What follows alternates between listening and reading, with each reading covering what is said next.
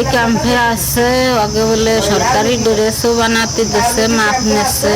Agency বলছে যে তোমাদের আমি সবাইকে কনস্ট্রাকশনের কাজ দিব, আর যার যার যোগ্যতা অনুযায়ী তাকে সেই কাজ দেওয়া হবে। 30 লাখ টাকা বেশি ফেলাইছে, এখন এই ছেলেরা যেভাবে হোক সরকারে উদ্ধার করে দেবে। চাকরির প্রলোভনে বাংলাদেশি 30 যুবককে ইউক্রেন যুদ্ধের জন্য রুশ সেনাবাহিনীর হাতে বিক্রি করে দেওয়ার অভিযোগ উঠেছে, যাদের মধ্যে 3 জনের বাড়ি গোপালগঞ্জে।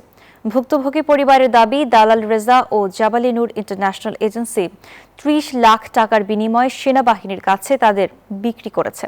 এদিকে পররাষ্ট্র মন্ত্রণালয়ের মাধ্যমে তাদের ফিরিয়ে আনার ব্যবস্থার আশ্বাস দিয়েছেন উপজেলা নির্বাহী কর্মকর্তা। গোপালগঞ্জ থেকে সামিউল আলিমের প্রতিবেদন। উন্নত জীবনযাপন ও ভালো চাকরির আশায় ইউরোপের দেশ রাশিয়ায় পাড়ি জমিয়েছিলেন গোপালগঞ্জের 3 যুবক। স্বপ্ন ছিল পরিবারের পাশে দাঁড়ানো। পদ্মা সেতু, মেট্রো রেল এবং এলিভেটেড এক্সপ্রেসওয়ে নির্মাণের গর্বিত অংশীদার বসুন্ধরা সিমেন্ট। এর জন্য দালাল রেজা ও ঢাকার নিকুঞ্জ এলাকার জাবালি নূর ইন্টারন্যাশনাল এজেন্সিকে দিয়েছিলেন 7 লাখ টাকা। রাশিয়ায় পৌঁছানোর পর 3 যুবককে রুশ সেনাবাহিনী জিম্মায় নেয় বলে অভিযোগ পরিবারের। তারা জানান, জাবালে নূর এজেন্সি ও দালাল চক্র 30 লাখ টাকার বিনিময়ে তাদের রুশ সেনাবাহিনীর কাছে বিক্রি করে দেয়। রাশিয়ার হয়ে ইউক্রেন যুদ্ধের অংশ নেয়ার জন্য জোর করে তাদেরকে 1 বছরের জন্য চুক্তিবদ্ধ করা হয়। এই ক্যাম্পে আছে আগে বলে সরকারি ড্রেসও বানাতে দিচ্ছে, মাপ নিচ্ছে। এজেন্সি বলছে যে তোমাদের আমি সবাইকে কনস্ট্রাকশনের কাজ দিব, আর যার যার যোগ্যতা অনুযায়ী তাকে সেই কাজ দেওয়া হবে। 30 লাখ টাকা বেশি ফেলাইছে, এখন এই ছেলেরা যেভাবে হোক সরকারে উদ্ধার করে দেবে।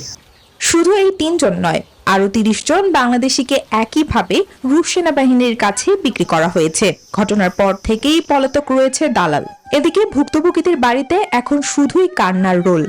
চাকরি দেওয়ার কথা বলে তাদের নিয়ে গেছে, নিয়ে যাওয়ার পরে যত ডকুমেন্ট দিয়েছে সব ডকুমেন্টে আমার স্বামী আমার ছবি তুলে তুলে পাঠাইছে, তাতে কোনো জায়গায় কোনো যুদ্ধের বিষয় কিচ্ছু লেখা নাই।